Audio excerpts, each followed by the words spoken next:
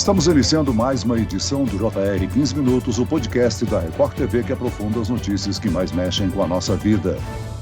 Entre os dias 24 e 30 de abril é celebrada a Semana de Vacinação nas Américas. E manter ativa a vacinação contra as principais doenças é fundamental para salvar vidas. Atualmente, o planeta vive o maior retrocesso contínuo na imunização, principalmente a infantil. Dados do Fundo das Nações Unidas para a Infância, o UNICEF, mostram que 1,6 milhão de crianças no Brasil, de 2019 a 2021, não receberam nenhuma dose da vacina DTP, que protege contra difteria, tétano e coqueluche. Quais são os riscos de não tomar os imunizantes previstos pelo Ministério da Saúde? Como conscientizar os pais a seguirem o Programa Nacional de Imunização? Quais doenças foram erradicadas pela vacina? O 15 Minutos de hoje esclarece essas e outras dúvidas com o médico infectologista Marcelo Daer. Muito bem-vindo ao nosso podcast, doutor. Olá, Celso. Um prazer falar com vocês, um prazer falar com os ouvintes. Quem nos acompanha nessa entrevista é a repórter da Record TV, Caterina Schutte. Caterina, atualmente o Brasil conta com uma cobertura vacinal das mais baixas da sua história desde a criação do Programa Nacional de Imunizações. Olá, Celso. Obrigada pelo convite. Oi, doutor Marcelo. Celso, o Brasil passa pelo maior retrocesso na vacinação infantil em 30 anos. Essa é uma informação, inclusive, que está aí no relatório divulgado na última semana pelo UNICEF. Só para a gente ter uma ideia, o país já teve 95% de cobertura vacinal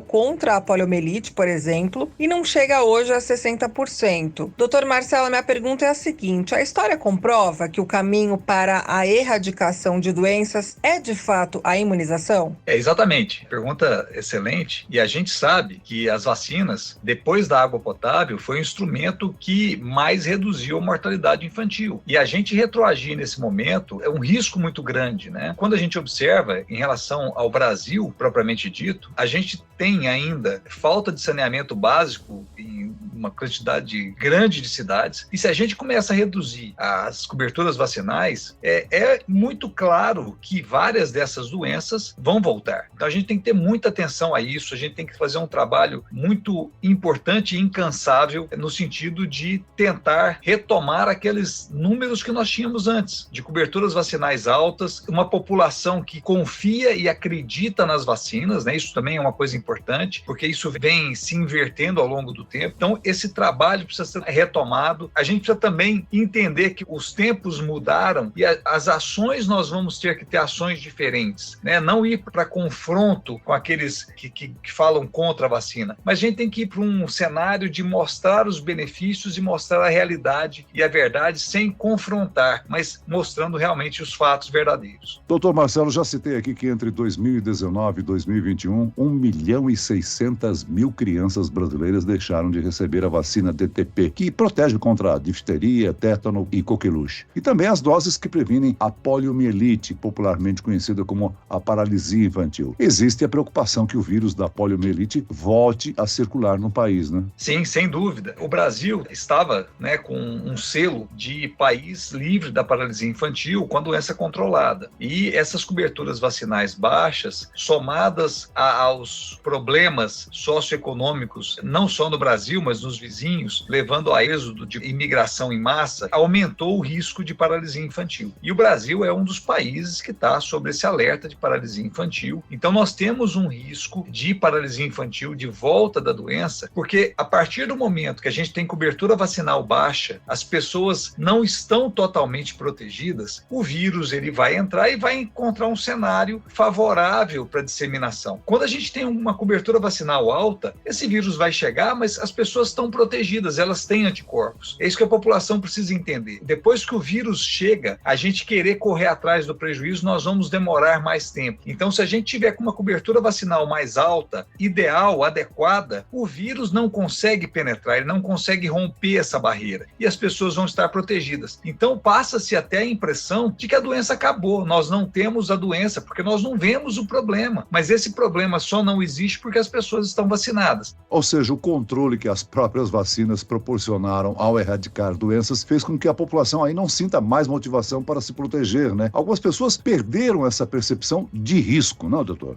Sem dúvida. Muitas pessoas falam, mas sarampo não existe mais, cachumba não existe mais. Não é que não existe, elas estão controladas. E nós conseguimos esse controle pela vacinação. E é como você falou, a percepção de risco. Se a gente baixar a guarda, se a gente diminuir a cobertura vacinal novamente, nós teremos a reintrodução dessas doenças. Como nós tivemos do sarampo recentemente, com vários casos de doença e inclusive casos de óbito. Então a gente não pode baixar a guarda. As pessoas precisam entender que essas doenças estão sob controle, elas não estão erradicadas, elas estão sob controle e esse controle se dá pela vacinação. Doutor Marcelo, o principal alerta é para os pais, né? Já que para ser considerada imunizada, a criança precisa tomar aí todas as doses recomendadas do imunizante. No caso da vacina tríplice bacteriana, por exemplo, o esquema é composto por 3 doses, certo? No Brasil, mais de 700 mil crianças tomaram somente a primeira ou segunda dose e não tomaram a terceira. É um risco desnecessário? Não tenha dúvida. A vacinação começa no nascimento, com a BCG, que protege contra a tuberculose, e a hepatite B. E aí vem a partir de 2 meses,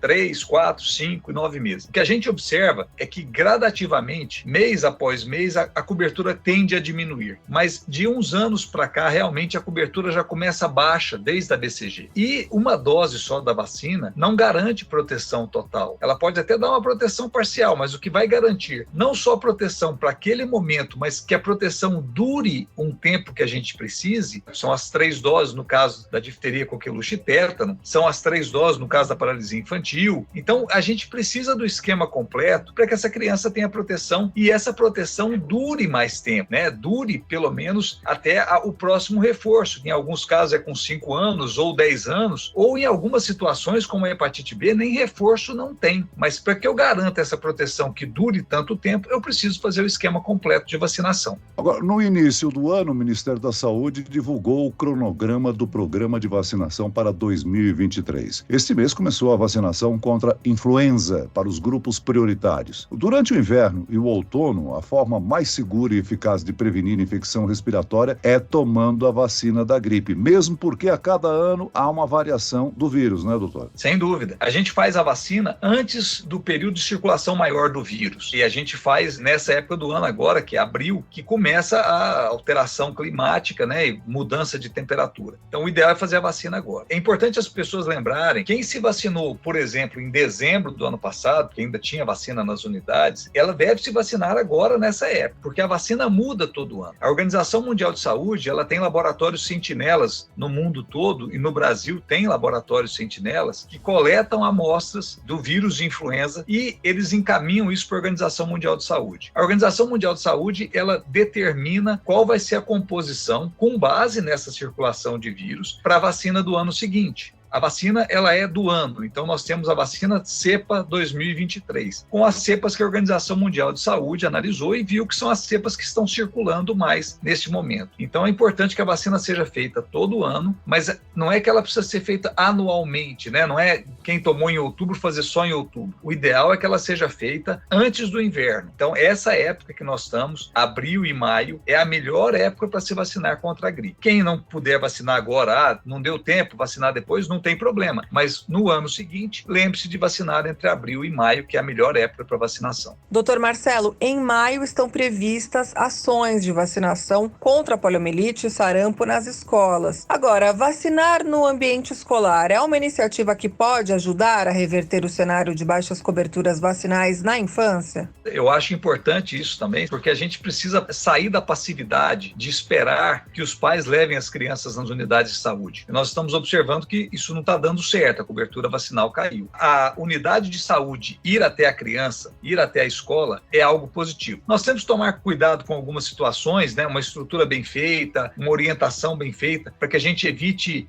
situações de histeria em massa, que pode acontecer com vacinação de crianças, mas a estratégia de ir até onde a criança está é muito interessante. Outras estratégias que a gente viu em algumas cidades adotando é colocar veículos de vacinação em shopping, shoppings ou quando tendo algum evento, levar a vacinação até essas unidades, até esses locais, também é importante, porque as pessoas querem um pouco mais de comodidade, né? E a gente não pode ficar esperando que ela venha. A gente está com uma cobertura vacinal baixa e a gente tem que correr atrás. Então, ir até as escolas é uma estratégia boa, ir até algumas creches também, porque a paralisia infantil é principalmente em crianças menores, mas é uma estratégia que eu acho que tem tudo para dar certo. Aqui no Brasil, além da erradicação da paralisia infantil, a vacinação foi responsável também por controlar a varíola, né? Uma das doenças mais letais da história. Agora, como reconquistar e manter as coberturas de vacinação em dia? Difícil o tema como um todo, mas a gente consegue fazer isso. A gente precisa trabalhar por várias frentes, né? Essa questão de levar a vacina até onde as crianças estão, conscientização dos pais, informação de qualidade, então retomar aquelas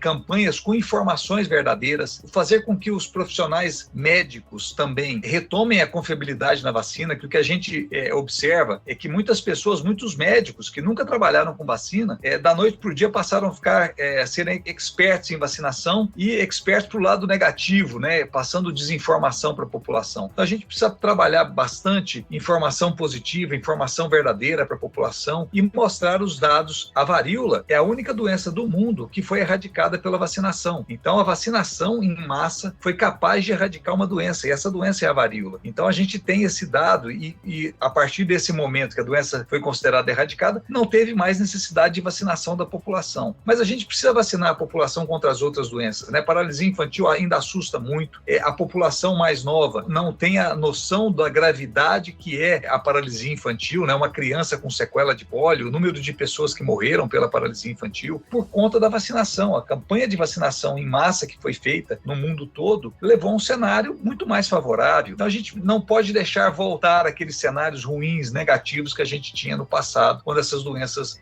conviviam entre a gente e entre as nossas crianças, principalmente. Agora, doutora, em relação à vacina bivalente, né, contra a Covid, o imunizante é uma atualização das vacinas já aplicadas contra a Covid e já está sendo aplicado também em grupos prioritários. A adesão a essa vacinação está baixa, né, doutor? Está muito baixa a cobertura vacinal para a Covid. Ela caiu muito a partir do momento que o cenário melhorou, mas a gente tem que lembrar que o cenário só está nessa situação por conta da cobertura vacinal positiva, né? Porque a gente teve a vacinação. Se a gente não seguir com a vacinação, não continuar vacinando, principalmente os grupos prioritários, nós teremos risco de doença grave de novo. É como a gente estava falando, a população esquece muito rápido. 2, 3 anos atrás, nós tínhamos um cenário terrível de Covid, com vários óbitos, e com a cobertura vacinal, com a vacinação chegando, a população se vacinando, nós conseguimos melhorar e mudar esse cenário. E a gente não pode deixar voltar. E aí a gente precisa manter a vacinação em dia, fazendo a vacina agora bivalente, que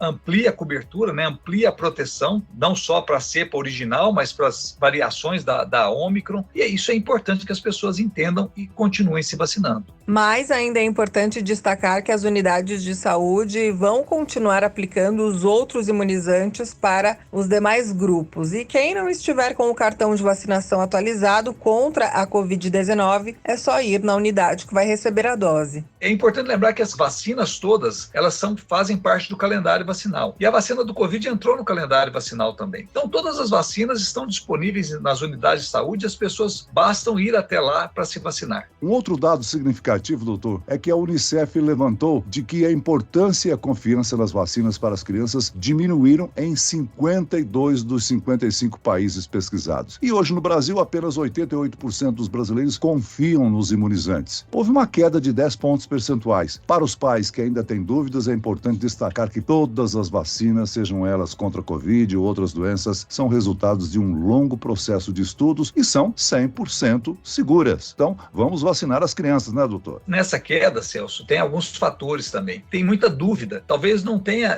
tido uma perda total de confiança, mas alguma dúvida, por conta de informações erradas que vieram. Então, a gente precisa realmente passar informação positiva.